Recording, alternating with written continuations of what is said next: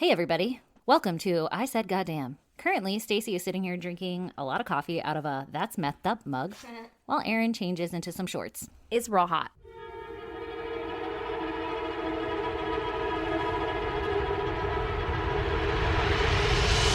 God damn! And now she's back. I have changed. She is wearing shorts. When I used to tell, say, I'm gonna go change or whatever to my fucking family, my dad would always go, no, never change. Oh God, we like you the way you are. Fucking hashtag dad joke. Every I dad. think that's why I love dad jokes. Aw, that's a sweet spin on them. Yeah, it makes I'm sitting me so over- happy. I know, I'm sitting over here like, God, they're so annoying. Because Lee hits me with them all the time. Yeah. But you're like, that reminds me of my dad. Yeah. Aw. I never get it anymore, just from my dad. And I'm like, that's a great pun, Dad. Solid work back there. We bond over it. It's good. Aw, that's precious. Yeah, what can I say? Well, welcome, everybody, to episode 74, apparently. Yeah, fuck yeah. We just recorded 73 like 2 seconds ago, so 74 sounds like such an accomplishment. It really does. Also, if you can tell that my voice sounds exactly the same, and we are both still hungover. Oh yeah, we're still here, but we've had a lot more coffee in us, and we just banged out one whole episode. That's true. I feel a lot better now, actually. Oh, we're like all spunky and, ready to rock. Yeah. It's just when I stand, it Yeah. gets a little iffy. Feel a little like the world shifts. Yeah. But I mean, I'm sitting right now, so we're cool. This is totally fine. Yeah, everything's Doable. great. Just don't shake your head too fast. Yeah, exactly. Don't give me whiplash with like a, what? He did what? We just went and got some coffee, like a little refill of coffee, and I stood up and I'm like, I'm going to vomit. This is not great.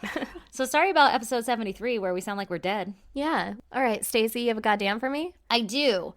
All right, this shit pisses me off so fucking hard. Oh, shit. You just got real. Okay, this Your is face like got real. fucking blood-boiling bullshit over here. Uh-oh, what Especially because also you're goddamn, but I'm going to go ahead and assume it isn't this one because you didn't use it on 73.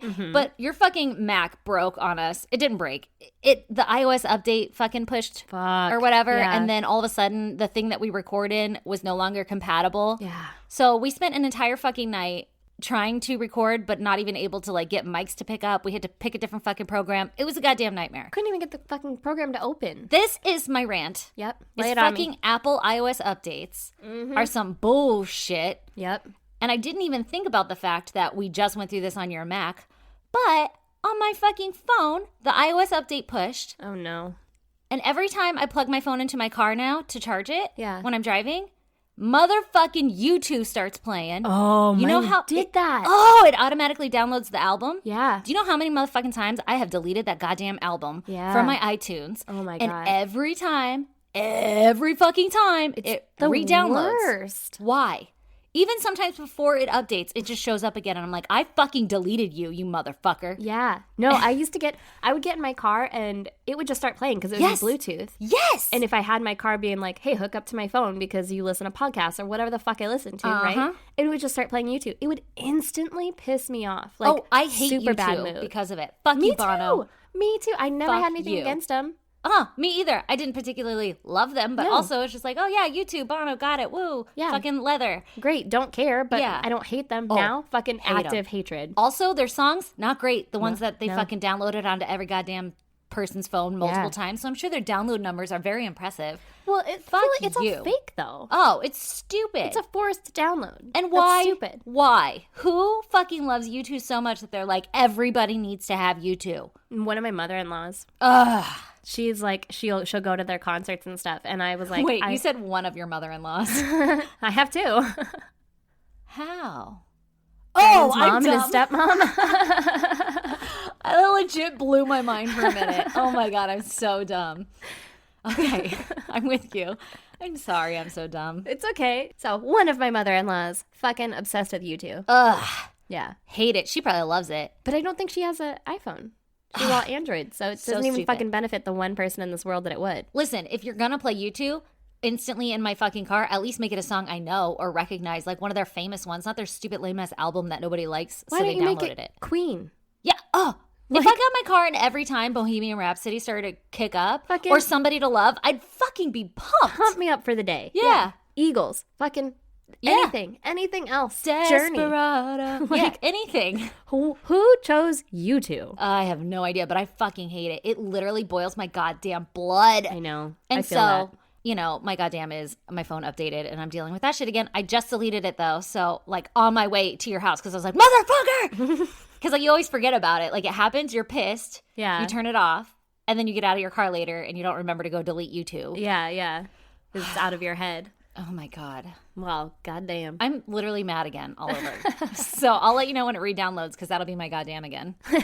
Fuck you, Apple. Yeah, I know. Can you just delete YouTube? If anybody out there in Apple developer land is listening, can you just delete YouTube from the next? Yeah. Fuck up the code. Put that in the next board meeting. Yeah. Nobody wants this. Spell you with like Y-O-U in the code and fuck it up so that it'll crash and we don't have YouTube anymore. Yeah. Yes. Fuck. God. Literally any other song and I'd be cool. Yeah. I hope somebody out there is like, preach, I feel you. Yeah. And then they literally just listened to YouTube right before listening to this. They had to it started change it. playing. Like, yeah. fucking Yeah. you too. Yeah.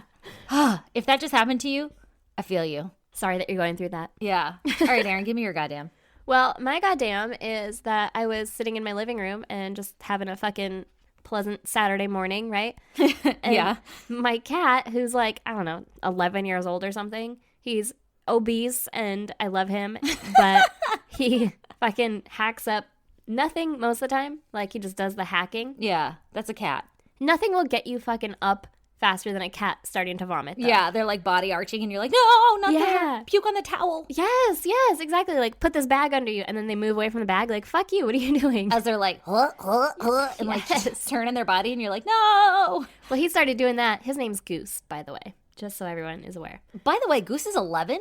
Yeah, he's Fuck. old as shit. I remember when you got him. I know. Mind blowing. Yeah, my little man. He's getting old. Yeah. But he started hacking up a lung, and I was like, no! And I got him, and I actually picked him up, took him outside and onto the balcony, because like the door happened to be open, and I fucking got him out there, and I was so excited, because I never make it. Yeah, fucking an achievement just unlocked. Yes, You got a cat exactly. outside before it puked. Yeah, and he threw up out there, and I was like, fucking crushed it. I even turned around to my husband, like, pumped. I was happy. I was like, oh my God, I got him outside. Like, that's never happened. My husband was like, great. Like, good job. Fucking, you picked up a cat. You're like, wait, did you see this? And I'm like, no. He was still, like, doing the hacking thing in my arms, you know? Like, Yeah. usually that's it. Like, Yeah. you fucking on the carpet or whatever. And so I was all fucking pumped on it, and he threw up outside. Great. I walked back inside, and then he walked back inside, and then immediately threw up on my carpet. Oh. I was like, you motherfucker. Fuck. Yeah. Your achievement got taken away. Yeah. And like right in front of me, I was like, isn't that so awesome, Brandon? Like, I fucking got him outside. And he was like, way to go. And then Goose walks right back in, like, bleh, this is where I'm meant to be. By your feet. That's some shit out of like Family Guy. Right? Little asshole. Like, how'd you have anything left? Oh my God, that's awesome. Yeah. That's so funny. My little man. Little dick. Yep.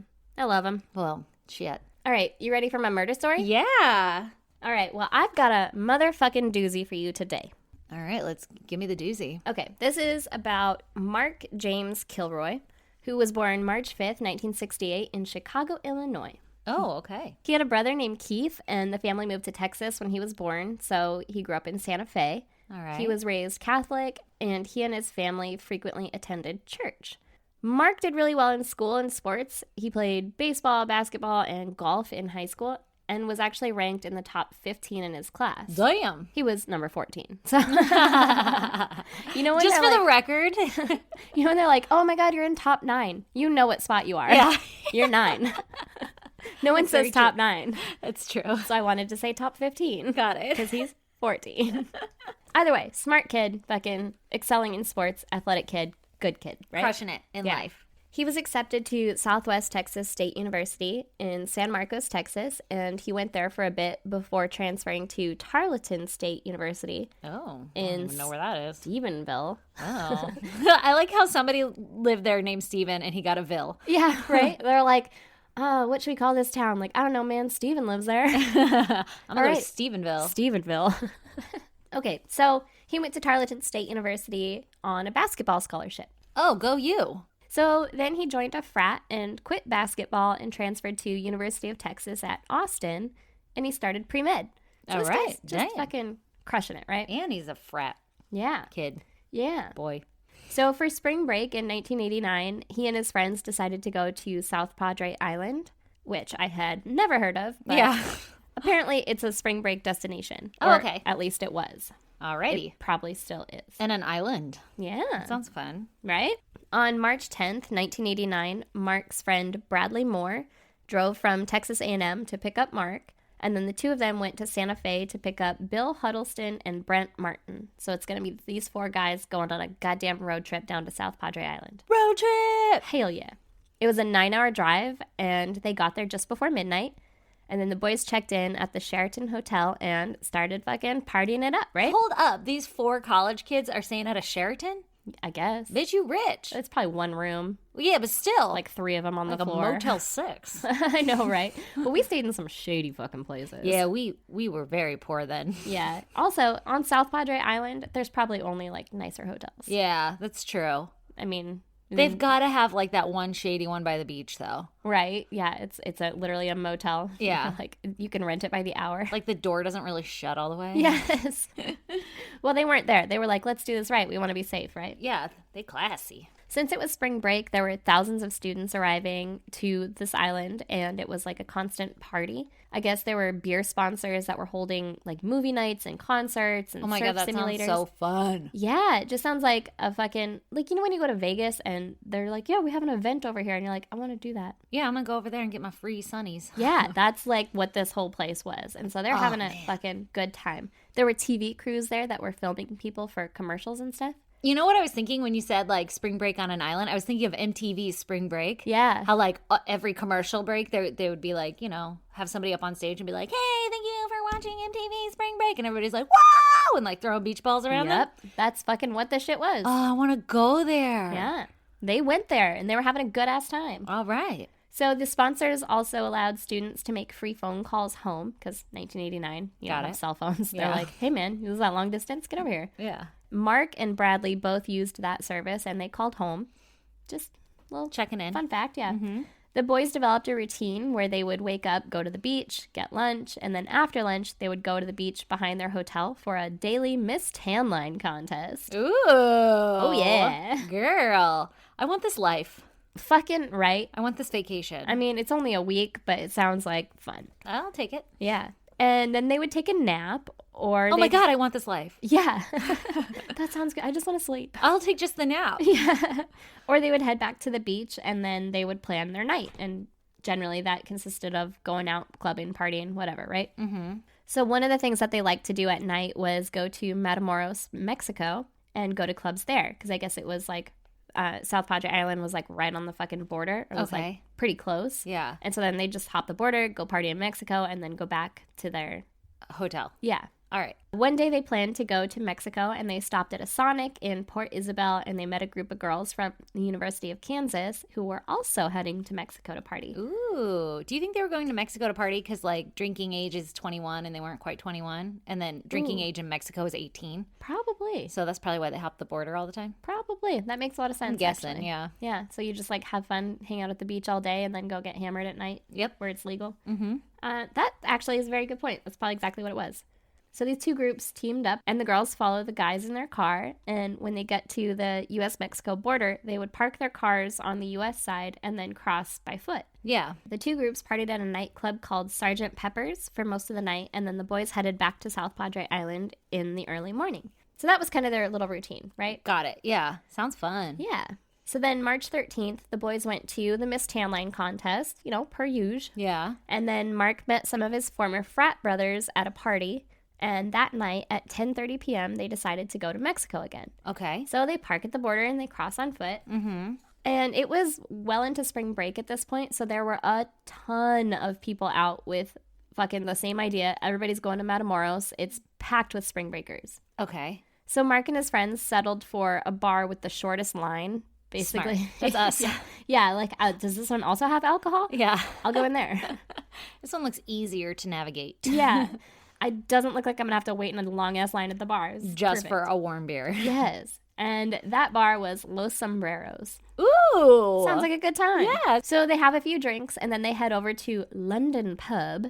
Ooh, we're getting fancy in a pub. Uh-huh. What up, B? What do you think a pub in Mexico is like? Apparently it was super rowdy. Like, Really? yeah. People were throwing beer from the balcony, and it was super fucking packed. And so What? the guys are just like, hey, man, let's have a good-ass time. It's Mexico, dude. I know, but like it's just weird that Yeah. like just because it's called a pub, they're like, whoa, we're gonna fucking trash this place. Right? Well, Mark met a couple of girls, and he separated from his friends for a little bit. And then at about 2 a.m., the friends decided it was time to head back to South Padre Island. So they went outside, and they saw Mark leaning against a car talking to a lady from the Miss Tan Line contest. Ooh, get it, Mark. Mm-hmm. He's like, I really like those tan lines. Right? Like, I saw yours. You totally should have won. I voted for you. Yeah. I screamed so loud when you went up there.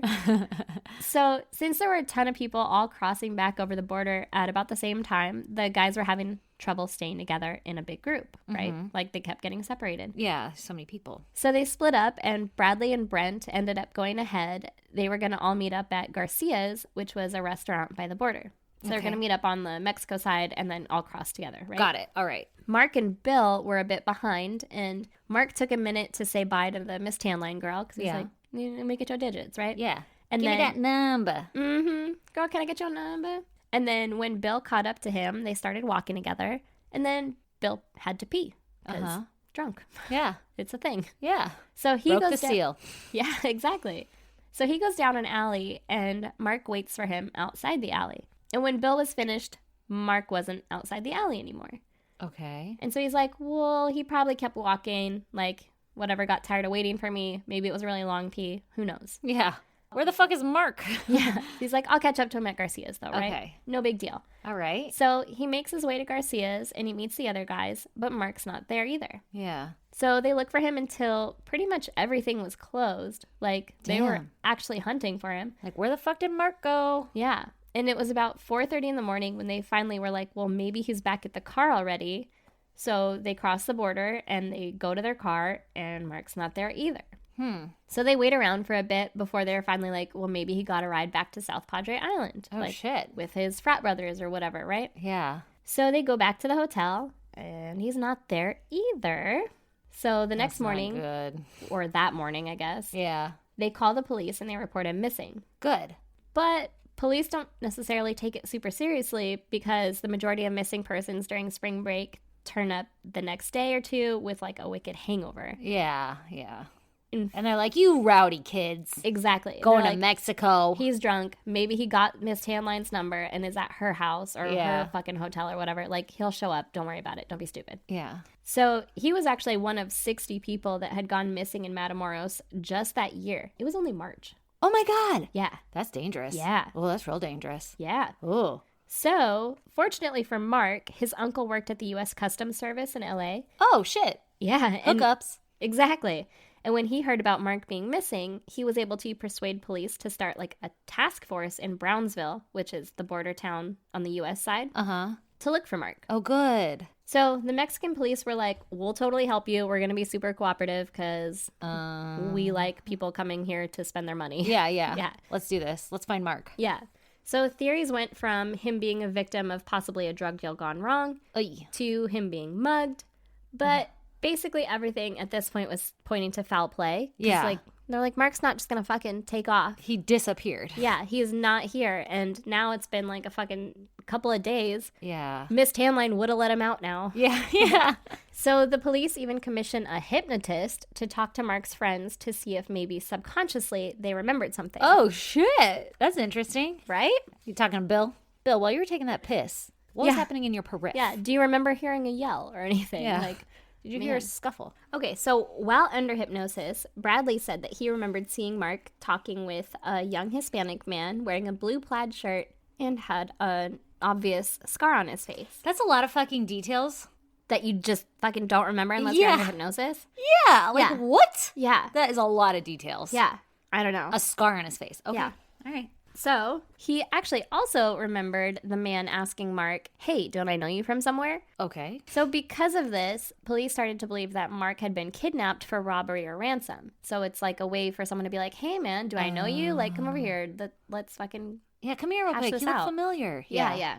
But since they hadn't gotten a call for ransom or anything yet, they believe that it was probably robbery. Okay. So police thought that he was probably already killed and dumped in a remote location. Oh, that's fucked up. Yeah. Oh, that's fucked up. And so they get helicopters and ATVs to look for him, but they don't find him. Wow. So Mark's parents go down to help with the investigation, and they handed out flyers and a $15,000 reward. They met with the attorney general, the governor, the senator. Damn. Like, these people were fucking going hard. Like, fucking find my son. This isn't cool, right? Yeah. Good. And the U.S. authorities believed that Mexican police were acting slowly through all of this, like saying that they're going to help, but kind of dragging their feet through the whole investigation. Yeah. So the U.S. started to speculate that the kidnappers might have people in the police force. All right. And on April 1st, 1989, at a checkpoint on the Mexican side of the border, a truck went through without stopping. Ooh. And they had crossed from Texas into Matamoros. And the guy driving was named Serafin Hernandez Garcia.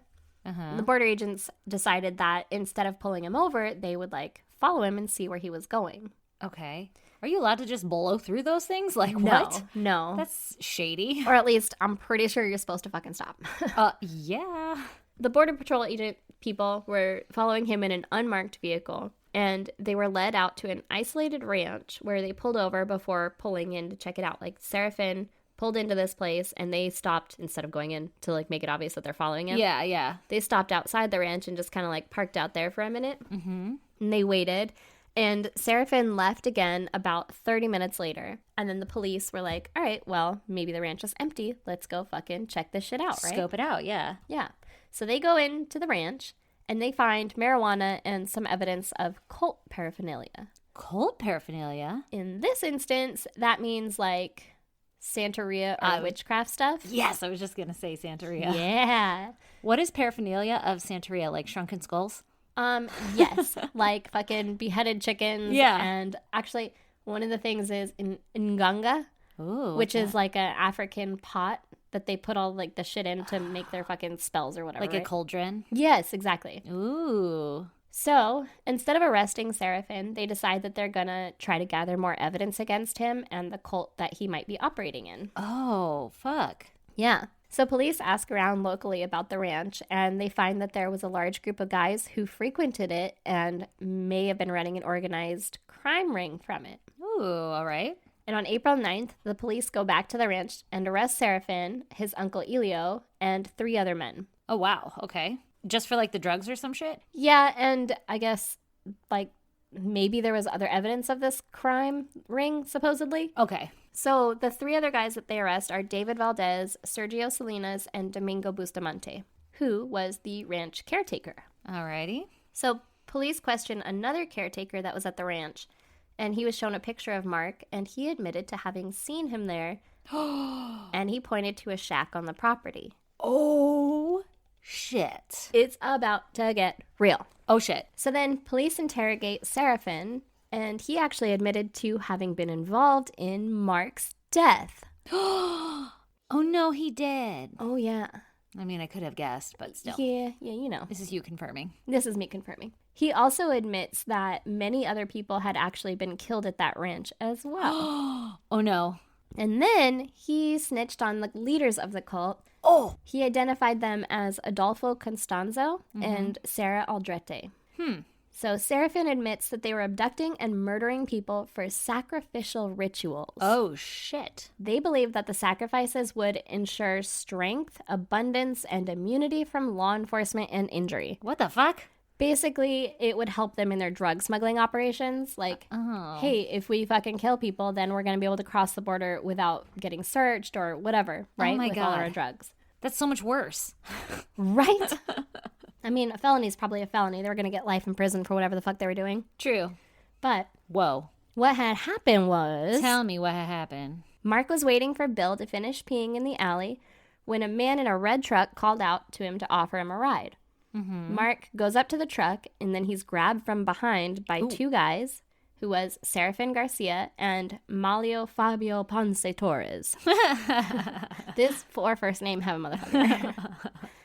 So the guys force him into the truck, and since Mark was a pretty big guy, he was putting up a pretty good fight. Yeah. And about 2 blocks down the road, he was actually able to get out of the truck and take off running. Oh, shit. Unfortunately, the guys had some allies in another car who caught up to Mark and were able to force him into their vehicle at gunpoint. Oh, damn. This is like a whole fucking operation if they have allies that know what to do. Like, it's not like they had a cell phone to be like, yo, he got loose. No, exactly. These allies were like, oh, fuck. Like, gotta get this guy. Yep.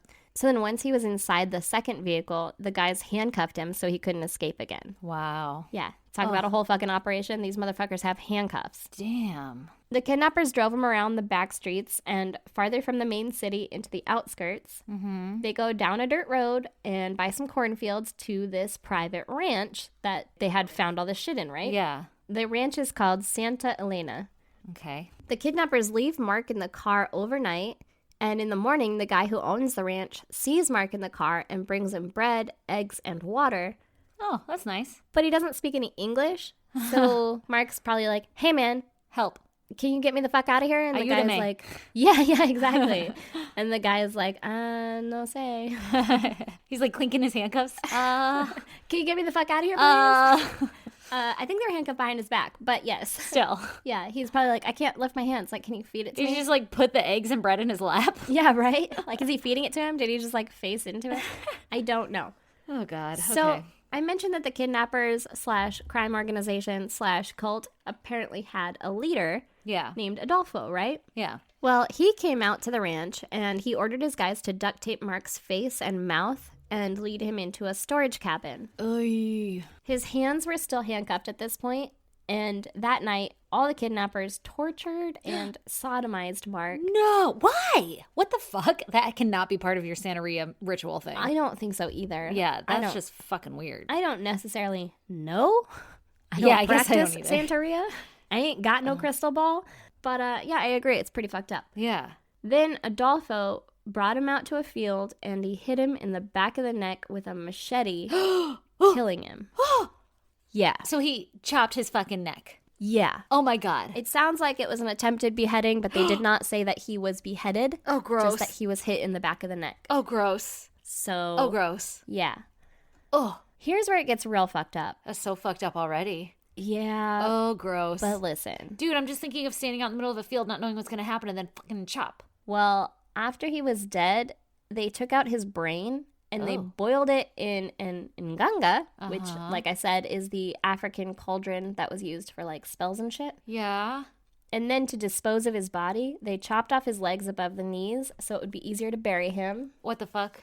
Why does that make it easier to bury? Just not as long of a hole? Yeah, I was going to say smaller hole. Oh, okay. Probably. You could fold them up. Oh my God, oh my God, oh my God. Okay. And then they inserted a wire into his spinal cord. Why? And buried him with the wire sticking out of the dirt. Why? So that once he was completely decomposed, they would be able to pull out the bones and wear them as necklaces. What the fuck? Yeah. Hold up. These guys are fucking boiling brains and making people necklaces. What? Is the wire just a marker? I think so, but also it holds the bones together. Because once he's decomposed, they're going to be all rickety and like separated, right? And if you put a wire in your spinal cord, because your spinal cord's holding it. Oh, yeah. That is fucking weird. At least that's how I took it, that was why they did the wire thing. And then also to be like, there he is. I'm going to throw up because somebody literally was sitting there with, I'm assuming they chopped his head off. I would assume so. They're sitting there with a headless, legless body. You know how, this is a fucked up thought, but you know how on your hoodie, if you pull the string around the hood of the hoodie and it comes out and you have to like thread it through again and it's a pain in the ass? Yeah. It cannot be easy to thread a fucking wire through some spinal cord. I wouldn't think so either. It's got to be like a practiced process. Like only moms can restring hoodies. Yes. Only fucking whatever Alfonso can fucking string spinal cords. Adolfo. It's like Adolf. Yeah. Oh. Well, we don't know if it was him. I was just picking a name. Yeah. No, you're not wrong. Also, like, what kind of wire is this? I would imagine that it has to be like a very thick wire to push it down and like continue on. Otherwise, it's just gonna bend, right? Yeah. Ugh. I don't know. What is like baling wire? That's so weird. Yeah, fucking gross, right? Oh my God. Okay. And then do you think that there was just like fields of wire sticking out everywhere? Yes. Okay. I do. So, on April 11th, the police took Seraphin and the 3 other guys that they had arrested out to the ranch so that they could show them where Mark was buried. And the police forced the guys at gunpoint to dig up the graves of everyone they had buried there. Wow. And by the time they were finished, they had 15 bodies. Oh my God. Including Mark, who was identified by his dental records. Oh, that's so sad. How long after had this been? Like, how far along decomposed was he? Was he a skeleton, or were there like it's still? April 11th, and I think he was kidnapped like late March. Wow. Yeah, so he's still not bones. Yeah, he's got some skin. Yeah. Okay. So all of the bodies that they found were male, and they had all been murdered within the last 9 months. Holy shit. Yeah. That's some busy days. Fucking right?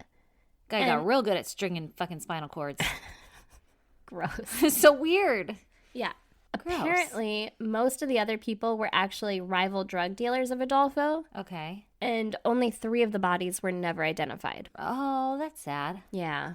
Police also found 243 pounds of marijuana. Jesus Christ. That's a lot of marijuana. That's a goddamn operation. Yeah. 108 grams of cocaine. Wow. I don't know how big a gram is. I don't either. So it sounds like a lot, though. 108? Wow. Yeah. 108 cocaines. 12 guns, including 3 submachine guns. Jesus. And there were 11 vehicles. Some of them had phones in them, which was like bougie as fuck in 1989. Yeah, for sure. Yeah. And they also found the nganga, which had a human brain, a goat's head, chicken feet, a turtle, a horseshoe, coins, herbs, and animal blood in it. What the fuck? I was kind of thinking for some reason that this cauldron thing, whatever it's called, was like the size of one of those like pestle and mortals. Yeah, like a small one. Yeah, no, that like is a cauldron. It was like a fucking Brandon's sous vide pot. Yeah, yeah. Even bigger because there was 2 heads in there. There was brains and a head. Yeah, a goat's head. Yeah. Yeah. Wow. Wonder what spell he was cooking up. Right?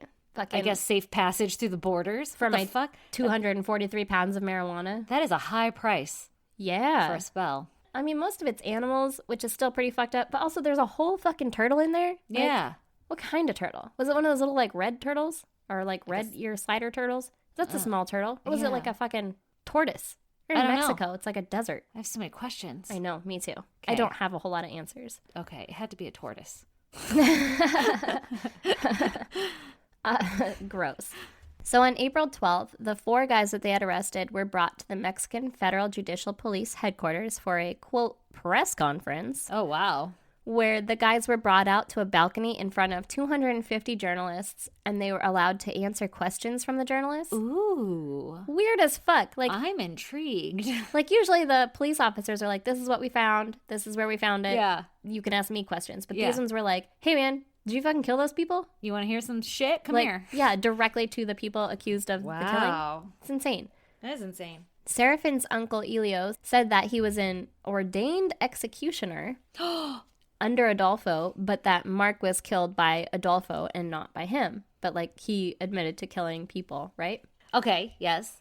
Elio also showed off his scars that were given to him to signify that he had authority to perform human sacrifice. You get scars for that? I guess so. It was like I guess they were shaped like arrows. Oh. And they had been made with a hot blade on his shoulders, back, arms, and chest. That's fucking weird. It's super weird. Oh my God. Like, what a strange fucking ritual. Yes. But I guess it's like, Russian Yeah. mafia or whatever. Like, they get tattoos to signify what position they're in or what rank they're in and Is stuff. that the stars on like their knees or some Yeah. shit? Or am I just thinking of Boondock Saints? I don't know. I watched one documentary one time about the kneecap things. Uh-huh. So probably that. Okay. It's probably super accurate according to my memory. All right. I like it. We know shit. Yeah. But these guys did fucking scars because they're way more intense than tattoos. Whoa. So when Mark's parents found out that he had been murdered, Mark's dad actually said that he forgave the murderers and wasn't angry. He even said that he hoped that they went to heaven so that they could see his son and apologize to him for it. Oh my God. Yeah. Because these are like good religious people who just want the fucking best in everyone, right? That's so sad. Yeah. And sweet? I don't know. Yeah. Bittersweet? Yeah, bittersweet. That's a good word. 2 weeks after the bodies were exhumed from the ranch, the Mexican police went back with a curandero, which is like a healer, to purify the shack where the murders were committed. Wow. And then they burned it down. Smart. Is Sage it that shit. I mean, there's no evidence anymore. Like, they just burned down the whole fucking crime scene. But do they need evidence? Oh, I guess you're going to go towards that, huh? I'm like, they fucking dug up the bodies. I mean, it doesn't really go too far into it, but it's just not fucking protocol. Okay, I get it. Yeah, you shouldn't burn down a crime scene. At least not until the trials and shit are done, you know? A lot of people will, like, demolish things in neighborhoods, like, get rid of that house and build a new one because, like, the Charles Manson mansion, Sharon Tate's mansion or whatever, you know? Like, yeah. You don't want to live in a house where a murder was committed. Yeah. I get it. Yeah. I get it. But also, maybe wait. This is 2 weeks after they were all found. True. There might be some shit missing in the fucking floorboards. True. So they put a wooden cross above the ashes of this shack. And like I said, there was no official reason for them to burn the shack down, but locals said that it was because the place would be haunted and have bad spirits. Okay. I could see that. Yeah. Bad juju for sure. However, the Mexican police said that they did it to piss off Adolfo since they hadn't caught him yet, which apparently it did. Once he found out that his Nganga had been destroyed, he apparently flew into a rage because he believed that his powers would be diminished because his fucking cauldron was broken or whatever, right? Oh, shit. So, as for Adolfo, after his guys were arrested, he fled to McAllen, Texas, and then flew to Mexico City where he had an apartment. Okay. I feel like all of those things that he just did would make him very easy to track. Flying? Yeah, and crossing borders and shit. Yeah, but it's 1989. Yeah. So, maybe? 1989. So, he was with Sarah, his second in command. Uh-huh. And 3 other men, Martin Rodriguez. Martin! That's literally what I thought every time I wrote it. And I didn't know how to make the accent over the I when I was typing. So I typed it out like E-E-E-E-E-N so that I would know it's Martin, not Martin. Smart. That's actually very smart. I thought so. He was also with Omar Ochoa and Alvaro de Leon Valdez. Crushed it. Thank you. There was a manhunt out for all these people from both the U.S. and the Mexican authorities. Mm-hmm. And they raid Sarah's house and they find an altar. Ooh. And they said that inside of the house was covered in blood. Oh, God. Yeah. So, police eventually realized that the killings were pretty similar to some murders that happened in Mexico City in previous years. Oh, shit. And so they're thinking that these people, like, fucking popped around. Couple operations going on here. Like, doing the same thing, just moving places, right? What for, though? Just for safe passage of drugs? Like, it's so weird. Yeah. I don't know. Like, you saw Scarface. They get fucking crazy with power and stuff. Yeah, Maybe it was drugs. one of those, like, let's just fucking keep doing it. Yeah. Side note, I don't think I mentioned it, but I listened to a podcast on this one too, and they were saying that this guy, Adolfo, would want like a human sacrifice or whatever, and there was one where I think the guy died before he was sacrificed, or like they accidentally killed him, and it was like, fuck, we needed that during the sacrifice, not during like an accidental killing or whatever. Yeah, and so, not at 3 p.m. Yeah, and so Adolfo got pissed and was like, bring me the next person that you see. I'm going to fucking sacrifice that person. I don't give a fuck who it is. The next person that you see, the next male that you see. And so then they bring him someone and he has like a bag over his head or whatever. And Adolfo just fucking like chops his head off or whatever. Oh, shit. Sacrifices him and then pulls off the bag and it was his nephew. His, oh my God. 14-year-old nephew or something Oh like my that. God. Was he like pissed? Oh, yeah, he was pretty pissed. Oh my God, that's awful. Yeah. That's why you don't do that kind of shit. Yeah, I did not write that one down, so don't quote me on it. But Yeah. I know that he killed his nephew, like, unknowingly at one point. Oh. Isn't that fucked up? Fuck. Yeah, that's pretty fucked up. And so then he was like, I want a fucking white person. Like, Yeah, make it obvious that it's not my family. yeah, bring me a gringo. And they did, and that was Mark. Oh. I'm fuck. like 90% sure. From the parts that I didn't write down. Because this one was starting to get long, and I was like, I don't need to mention all that. Yeah, I'll just speak to it. Yeah. So, the police are going to Mexico City now, right? Yeah. Because they fucking think that they know where Adolfo is. And they speak with the local witchcraft and Santeria people who said that Adolfo was probably hiding out in, did not practice how to say this one, You're going to crush it. Cuauhtémoc. Yeah. Somewhere in Mexico City. Yeah, uh-huh. So they went to check out that neighborhood. And eventually they saw a man at a supermarket trying to buy a ton of groceries with U.S. bills. Uh-huh. And they were like, that's fucking weird on account of you're in Mexico. Yeah. So they follow him, and after a few days, they realize that he was actually Alvaro, who had fled with Adolfo, Oh, and he had been buying groceries for Adolfo. interesting. On May 6th, the police surround the apartment complex that they were staying in, and they were preparing to raid it. But a black vehicle pulls up in front of the complex. Oh. So the police go over to be like, hey, fucking move along. Like, we're trying to do some shit right here, A right? little diversion, huh? Yeah. And so Adolfo sees the police go over and talk to this fucking car from his window or whatever. Yeah. And he opens fire on them from shit. his window. Oh, shit. He threw some gold coins and cash from his window. Okay. And he burned some money on his stove, saying that no one was going to have his money. Okay. This guy's fucking insane. Like, he lost his mind. Yeah. Sounds like it. And then when he ran out of ammo, he realized that he didn't want to go to prison. And so he ordered Alvaro to kill him and Martin before killing himself. Oh, shit. So, Suicide mission. yeah. At first, Alvaro was like, what the fuck, man? Like, no, I don't want to do that. Yeah. And Adolfo was like, no, you fucking have to. This is an order. And he hits him and he tells him that he'll make sure that he suffers in hell if he doesn't do what he says. Like, if you don't kill me, I'm going to make sure you fucking suffer in hell. Which, isn't that the point of hell? Yeah. But I digress. Okay. So Adolfo hugs Martin and Alvaro, and then Alvaro shoots them both dead with a machine gun. Oh, shit. Yeah. That's better than machete. I thought this was going machete. Ooh, that'd be Because I thought he was out of ammo. Maybe he was. Oh, okay. But Alvaro wasn't, and he wasn't like, can I borrow your gun? Yeah. Can I use that? Hey, man, are you going to help or what? You just standing there. Yeah. You see I'm fucking busy over here? Help out, man. Fucking doing something. So then Sarah runs from the apartment as the police are coming up the stairs, and she's yelling that Adolfo is dead. Yeah. She's arrested along with Alvaro and 3 others, but Alvaro claims that he was present during the murders, but that Adolfo was the one that actually murdered people. And Sarah said that she had no idea that people were being murdered until she saw it on TV, and that she was barely going through the initiation of the cult, Oh, shit. and that she was being held hostage at this apartment. Oh, shit. But she was like his second in command. Yeah. And now she's saying like, oh, nope. Yeah, nope, I was being held hostage. I had nothing to do with this shit. I didn't even know they were murdering people. What? They're murdering? Yeah, not my Adolfo. As there's like brains on the stove. Yeah, and her fucking apartment was Yeah. covered in blood, Yeah. right? Yeah. Come on. So then in August of 1990, Alvaro was sentenced to 30 years for killing Adolfo and Martin because they couldn't pin him on any other murders. Okay. That's And not very long. No. And Sarah was sentenced to 62 years in prison. Whoa. Serafin, Elio, and 2 others were given 67 years. Okay. The charges were multiple homicide, possession of narcotics, involvement in organized crime, police impersonation, body desecration, Jesus. illegal possession of firearms, illegal possession of weapons exclusive to the Mexican armed forces. So like those submachine guns, apparently you're not allowed to own those. Not allowed to have that.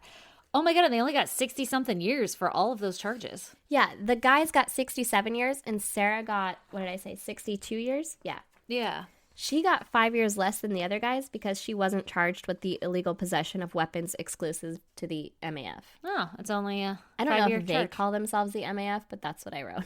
I like it. So Sarah has since written a book detailing how she met Adolfo and became involved in the cult and her alleged torture at his hands. She also claimed that very high-profile people had been involved in the organization, but that since Adolfo was dead, there was no proof, and now these people are all covering it up. Wow. I know that this one's super fucking long, and I've just told you a whole goddamn novel, Uh-huh. but it's like barely scratching the surface of it. That's there is crazy. so much more information on this that I left out. That's Yeah. just like Like, this is just how they got found out. You're not even talking about all their other crimes and the other 15 people they found buried. exactly. Plus yeah. whatever we don't know about from those other fucking murder houses. Well, and like I said, like in the beginning, there were 60-something people missing from the beginning of the month. Yeah. Or from the beginning of the year. They were busy. Yeah. Jesus. And that's not to say that they killed all 60 people, but also, still. like, that's 60 people that are unaccounted for in this place where this fucking giant crime ring or whatever is taking place. Yeah. operating and sacrificing people. Yeah. A little fucked up. Super fucked up. Yeah. That's crazy. Isn't it? Oh, shit. I want to listen to, like, A real podcast on it? Yeah. Yeah. Where they, like, dive into all of it. you Yeah. know? It's actually really good. You should. Oh, man. That's a crazy story. All right, Stacy, give me what you got. All right. Well, to make up for your really long one, mine's not as long. Okay. Future Aaron thanks you. Yeah. You're welcome. So today's case is about Anna Marie Fitzpatrick. All right. In 2012, in York County, Pennsylvania, I wrote this like such a douche, lived Anna Marie Fitzpatrick, who was 43, and her husband, 39-year-old Joseph Fitzpatrick III. Ooh, the third. Like, why was I so formal? Right. Let me paint the picture. In 2012. You know when you get like real into writing it, actually, Yeah. and you're like, oh, I'm not going to ever say like... Moreover. Yes, Yeah. exactly. Yeah. Moreover, on this account. It's because you start writing it like you're writing a paper, and you're like, wait, I'm just doing speaking points. Yeah, exactly. Okay, so this couple, they lived on a 30-acre property in Chanceford Township, and they had a creek that ran through their property. They had a crick? They had a crick, and it was called Muddy Creek. Oh, gross. Very unique and creative name. Well, that crick's pretty muddy. Yeah, let's call it Muddy Creek. Oh, down by Muddy Crick? Yeah, get on down there. No. That's really good. Thank you. I'm married to a mumbler. You are. Okay, on June 6, 2012, Joseph calls 911 because his wife is unresponsive. Uh-oh. Because they had just both gotten into an ATV accident on their property. Oh, no. He said the couple were having dinner outside on their property at like a picnic table or some shit somewhere on their land, 30 acres. That's a lot of fucking land to have. That's pretty cool. Fuck yeah. I want that. Yeah, I'm just going to go take an ATV out and have a fucking picnic in the middle of nowhere on my property. Yeah, you want to hang out and have a date day? Yeah. Like, yeah, dude, that sounds awesome. That sounds pretty fun. All right. So that's what they were doing. They were having a little picnic. And afterwards, they decide to go riding on their ATVs. He says that Anne Marie was driving the ATV and Joseph was riding bitch, is what I wrote. And they somehow got into an accident and ended up crashing the ATV into the creek. And now Anne Marie was not responsive. Uh-oh. That's not good. So he had to like drag her out. She's laying on the side of the fucking creek bank. Yeah. And he has to call 911. Oh, man, that sucks. Yeah. Oh, I wonder what happened. I'm sure you'll tell me. I'm going to tell you. Like, such a lovely date day ruined. Yeah. The EMTs arrive and they find that Anne Marie is laying unconscious on the shoreline of Muddy Creek. And when they examine her closer, they find that she has no pulse. Oh, no. So they begin resuscitation and they were able to regain her heartbeat again. Wow. And they transport her to the hospital. Yeah. Did you know that like only 3% of fucking CPR patients actually come back or some shit? Okay, pause because I'm going to tell you a crazy ass story about my next door neighbor. She fucking had a heart attack and didn't have a pulse, and my dad did CPR on her until the EMTs got there, and the EMTs then took over and took her to the hospital, and she fucking lived. That's crazy. Like, totally no damage whatsoever. I mean, obviously she was in the hospital for a long time. Yeah. But my mom just happened to be over at her house when she had the heart attack. Oh my God. And my dad was doing CPR on her ass forever. Jesus. Like, you know, it feels like forever. Yeah. It's so crazy. That's crazy. Anyway, so that's nuts. 3%. Yeah. She lived. If I ever get in any kind of situation, I want like you or your dad to be there. I know. My dad has done CPR on so many fucking people. I know. I've heard that about him. Well, his fucking nickname is Doc. Yeah, that's true. Like, I feel safe knowing that he could at least be like, hey, you guys do this to her now. Like, legit, when my son busted his forehead open, which is my goddamn that you guys didn't get to hear because that was like episode 52 that forever got lost because of the hard drive. I called my parents over to come watch my youngest son so I could take my oldest one with the busted forehead into the ER. And I was just like, Dad, do you want to stitch it up real quick? Like, can we save a medical bill? right? Because you got it. Can you bring the fucking stair strips and fucking butterfly stitch that shit? Like, what's going on here? Do I have to go in? Your dad's like, get in the fucking hospital. That's exactly what he said. He's like, you should take him in. He hit his head. All right. God damn it. Anyway, that's crazy. 3%, huh? Yeah. Well, they got her heart rate back and they take her to the hospital. And shortly after arriving at the hospital, she was pronounced dead. Oh, no. Sorry to ruin the story for well, everybody. she almost made it. See, 3%. Yeah, that's She wasn't one of the crazy. lucky ones. Yeah, that's really sad. Her family is obviously devastated, and they began to make funeral arrangements, and they had her body sent to the mortician for embalming, like right away. Yeah. Now, 2 days after her death, Anne Marie's coworker, Rebecca Berry, calls the Pennsylvania State Police because her and some fellow coworkers had made a disturbing discovery. Uh-oh. While Rebecca was cleaning out Anne Marie's desk, they came across her day planner. Mm-hmm. And in her planner, they found a note written by Anne Marie, which read, quote, if something happens to me, dash, Joe. And then Joe was written in all caps. What? First of all, I'm going to leave those fucking notes everywhere and be like, if something happens to me, dash, Carlos. I don't even know a Carlos. You're so fucked up. I'm going to be over here like a detective, like, oh, Carlos and Marcus. Do you think it means something? It means something. I'll just come back and haunt your ass and be like, I was just kidding. That's all just to throw you off. While I'm like rearranging all the letters and the names to be like, it spells something. Yeah. Like, no, I was fucking with you, man. Oh my God. Okay, so they find this disturbing note, right? Yeah. She had even signed it. Like, after she wrote that shit, she signed it. Fucking A. Fitzpatrick. Jesus. And Joe is her husband, right? Joe is her husband, yeah. Uh-oh. And it was dated June 6, 2012. The day she fucking died. Oh my God. What? What? That's crazy. Like, she had gone to work, wrote this note, went home, had dinner at a picnic bench, whatever, in her property, rode some ATVs, died. If I was afraid that Brandon was going to kill me, I don't think I would be like, do you want to go ride ATVs to the middle of nowhere on our property and have a picnic? I know. Or if he suggested it, I'd be like, well, no thank you. Because you're a dick. Well, you don't know if she really wanted to go there or not. That's fair. Yeah. Ooh. Yeah. Or if they even really had dinner out there. Yeah. You don't know. God damn. Rebecca, Anne-Marie's coworker, was also granted access to her email account. And she made another discovery that was super suspicious. She found that an email had been sent out from Anne-Marie's work email to her personal email. And the subject read, quote, if something happens to me. What the fuck, man? Right? This girl is leaving a fucking paper trail. That's insane. This is so insane. The body of the email said, quote, Joe and I are having marital problems. Last night, we almost had an accident where a huge log fell on me. Joe was on the pile with a log and had me untying a tarp directly below it, end quote. And this email was sent June 6, 2012 at 10:30 a.m. Okay. So she's like, this is a suspicious accident. Yeah, that almost happened the night before she died. Mm-hmm. They're all fucking, I don't know what they're doing on top of these logs. And then she's untying a tarp below him. And he's like, oh, go untie that. Whoopsie. And it almost hit her. That's insane. Yeah. So she's like, I'm going to fucking leave this somewhere so somebody knows I think he's trying to off me. Oh my God. So with this little bit of evidence, the police call in Joe to like interview him, right? Yeah. And they ask him what happened that night. And he explains that they went for a ride on the ATV. She was driving and they crashed into the creek. And police never mentioned to him that they know, like they found these notes or anything. They're just like, tell us what happened, right? Yeah. On June 9th, the police order an autopsy to be performed on Anne-Marie.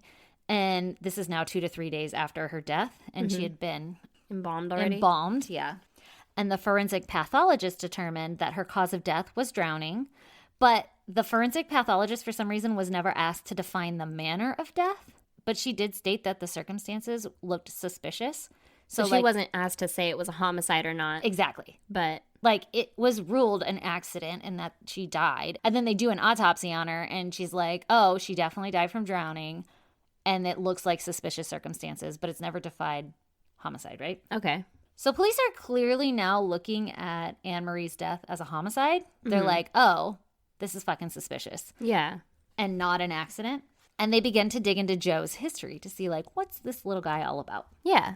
They confiscate Joe's and Anne-Marie's phone, and they find incriminating messages proving that he had been having a non-sexual affair with a woman by the name of Jessica Gorge. Is it an affair if it's non-sexual? I know. I was like, that's kind of weird that every article specified that they were not boning. Like, just so you know, it was like an emotional affair. Okay. I don't know why, but okay. And in these messages, he had said that he was planning on leaving Anne-Marie for Jessica. And I'm not sure if these are messages between Anne-Marie and Joe. If he's like, I'm going to leave you for Jessica. And she's like, fuck you. Yeah. Or if these are messages on Joe's phone to Jessica. Saying like, hey, I'm going to leave my wife for you. Yeah, baby. So when the police go and they confront Joe with this new knowledge, like, hey, we know you're having an affair. What the fuck? Why didn't you mention this to me? Yeah. And he admits, like, yeah, it's true. We were having an affair. I wanted to, like, break up with my wife or whatever, or leave her. And I didn't want to tell you because I didn't want to look suspicious. And he even admits that he went as far as to try to hide the phones from the police because he knew that they were going to be digging. So he, like, went and tried to make it hard to find the phones. Yeah. And obviously the police got that fucking information and shit. Yeah, because of the police. But fucking Joe over here is like, no, I was trying to keep that from you. Like, I was trying to keep my affair from you because I knew you'd think it was suspicious, and I even tried to hide my phone so that you wouldn't find out about the affair. Mm-hmm. Real fucking shady. Yeah. They also discovered Joe had taken out a new life insurance policy on Anne Marie Oh, for God damn it. $1.7 million. Jesus. Yeah, that's insane. Yeah. So you're getting some fucking motivation here. Yeah. The police also do a search on Joe's computer and check out his Google history, everybody's fucking worst nightmare. Pornhub, how to stage a murder. Pornhub. Yeah. They find 2 very interesting searches, which were made around the time that Anne Marie died. Mm-hmm. The first search was conducted on June 1st, and it was, quote, life insurance review during contestability period. I had to Google All those words. like what contestability period means. Yeah. And now I'm on a fucking list because I probably just Googled the exact same thing he Googled. Yeah. And life insurance contestability period is a short window when insurance companies can investigate and deny claims. Okay, yeah. So, like, you die, and they're like, but hold up, before we pay you. Like, was that a murder, though? Yeah, exactly. Yeah. His second Google search, which was made on June 5th, the day before she died, was, quote, polygraph legal in which states, end quote. Polygraph? Yeah. Polygraph. Oh. Yeah. So he's like, if I get pinned with this, if they question me, and if I have to take a polygraph about what happened that night, is it legal in my state? Like, can I deny it? Because... Because he's plotting a fucking murder right now. Jesus. So with the motive clearly defined, with the notes and the email and the Google search and all this other fucking evidence and shit, on top of the heavy suspicion that his explanation of the accident doesn't quite add up. Yeah. Because, like, how were you both in the accident and only she was injured? Yeah, yeah. Yeah, Like, like, you you fucking have- bail out at the last second. Yeah, you're not injured at all, and she's, like, all beat up and fucking...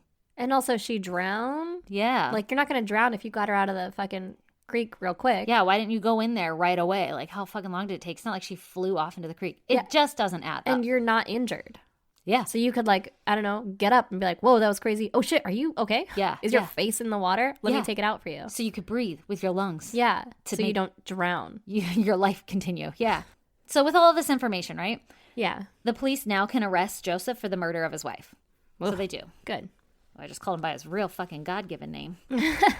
Note that his arrest was in March of 2014. So this is almost 2 years after she died. Damn. They were doing all this investigation. It took 2 years. To fucking look at Google search histories? I guess. Well, I mean, I'm sure they didn't I don't know. Maybe it takes a long time to get warrants. I was going to say, I'm sure they didn't suspect him right away, but they did. Yeah. I mean, I don't think it takes that long to get warrants. I don't know. Maybe. I don't know. Fucking I'm not a police officer. The legal system here sucks. All right, so prosecutors are essentially going to court with only circumstantial evidence, with the note in Anne Marie's day planner and her self-sent email being like the key piece of evidence. Yeah. And they claim that he forced her into the creek. Their whole like painting the picture of what happened to her, right? Yeah. They're saying that he forced her into the creek and drowned her and staged it to look like the ATV had an accident. Okay. So they're saying you just fucking killed her in the creek and you're trying to make it look like an accident. Yeah. She wasn't driving. You just like threw the ATV in and was like, oh no, look what happened. Ugh. Oh, that's gotta be horrifying for her. Yeah, to be like, I'm sure it was a fight to get out there. Yeah. It's not like you willingly walk out there. Yeah. And if you know your fucking spouse is trying to kill you. Yeah, and if you know your marriage is in shambles, you're not like, let's go fishing or let's go hang out. You're like, fuck you, get away from me. Yeah, exactly. Ugh. Okay, so they go to court with all this shit, right? And he's found guilty of her murder in May 2015 and given life with no parole. Fuck that guy. Very good. Then, oh God, in September 2015, his conviction is overturned. What? Yes, because it was found that the prosecution failed to prove that Anne Marie's death was actually an unlawful death. Remember how I said the medical examiner or whatever never said like it was homicide or anything? Yeah. So they failed to prove that she was killed. That it was a homicide that needed to be looked into. Exactly, not an accident. What? And so Joe was free. Oh my God. From prison. Oh my God. But only for a few hours. Oh, thank God. I was like, is he still free? The DA got an emergency stay on the case, and in April 2017, the Superior Court actually reinstated the life sentence because they were like, nah, motherfucker. Yeah. You did this shit. Yeah. Like, we'll go back and fucking rule that shit a homicide on account of all of the other evidence. Yeah, that it's a fucking homicide. Yeah. So, yay, court system. Yeah. It worked. Yay. It worked. Well, immediately, Joseph and his lawyers file for an appeal claiming that those two pieces of evidence, the email and her note in her day planner, they claim that those were two key pieces of evidence in convicting him, but they shouldn't have been admissible to the case because they were, quote, hearsay. Which I guess you're not allowed to admit hearsay, obviously. Yeah. For evidence. Well, I mean, yeah, it's hearsay, but it's hearsay from the person who was murdered saying like, hey, this person's being fucking suspicious. It's fucking blatantly written out that she thought she was going to get murdered by her husband and then he murdered her. I mean, at that point, wouldn't like a request for a restraining order be hearsay?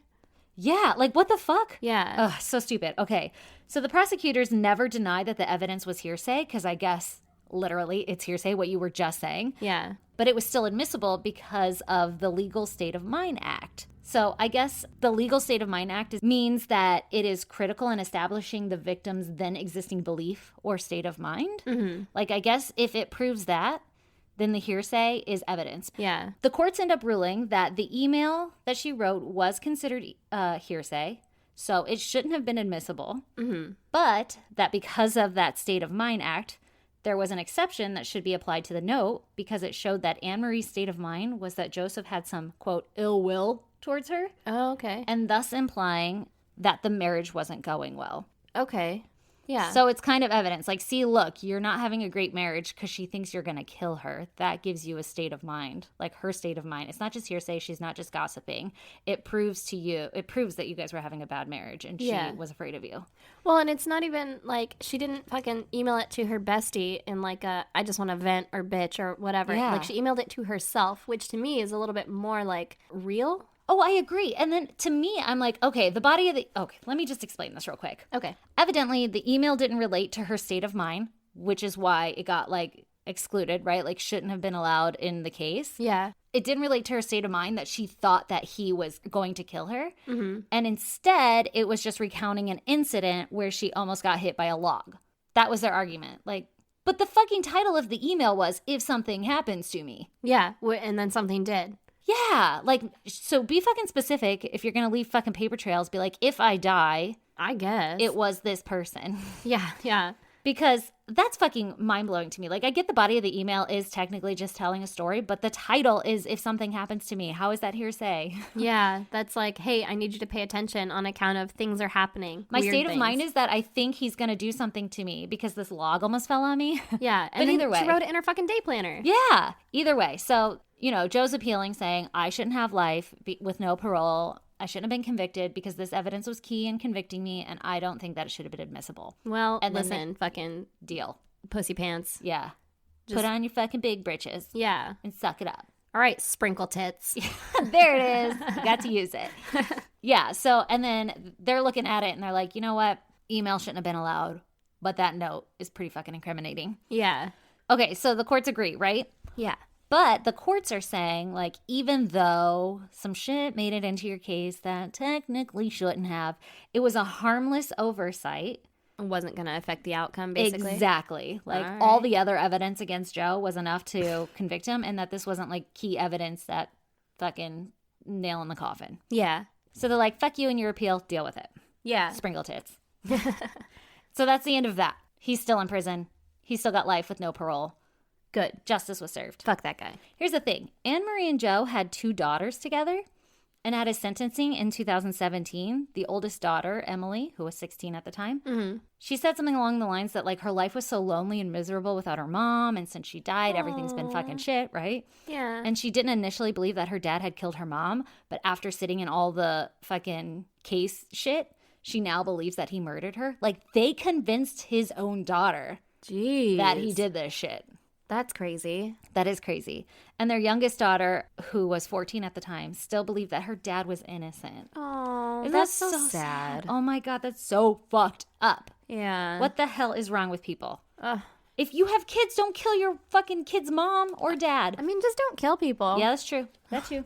But Solid also, advice. like, when there's kids involved, it makes it so much fucking worse. Oh God, you're like taking away something from your fucking kids. Yeah. That's awful. So jacked up. Ugh. Ugh. Anyway, that's my story. Nice one. All right. Well, since we're here, let's do some more Patreon shout outs. Do it. To our amazing Patreon people. Let's do it. We fucking love you guys. If you want to join Patreon, go to our website, isgdpodcast.com. Click on Patreon. It'll take you to the link. You can come fucking join us for as little as $1. You can get an extra episode where we each fucking once a month take turns telling stories to each other. Yep. You get the gist. You understand what Patreon is. Yeah. And come. what episodes are. Join us. Join us. It's fun. It is fun. I have fun. I love it. We have fun. You're having fun, aren't you? This is a good time, goddammit. Okay, so shout out to Kayla, Abigail, Katie, Brittany, and Lisa. What? Thanks, everybody. I always feel bad not giving the last name shout outs because literally every name I just shouted out is the most fucking common name ever. Right. But you know it's you. Like, is that what me? Yeah. It's you. Like, there's it's so you, many- Abby. Yeah. You probably go by Abby. Maybe Probably. go by Gail. I Maybe don't know. Abs. Maybe Abs. Maybe A Gail. But like Katie, Brittany, Lisa, those are all so common. Yeah, it's true. At least they were in our generation. Yeah. Which is why we're getting Patreon people that are like part of our generation. Yeah. Who is it? Sarah, Brittany, Tiffany? Yeah. Stacy, Aaron. Yeah.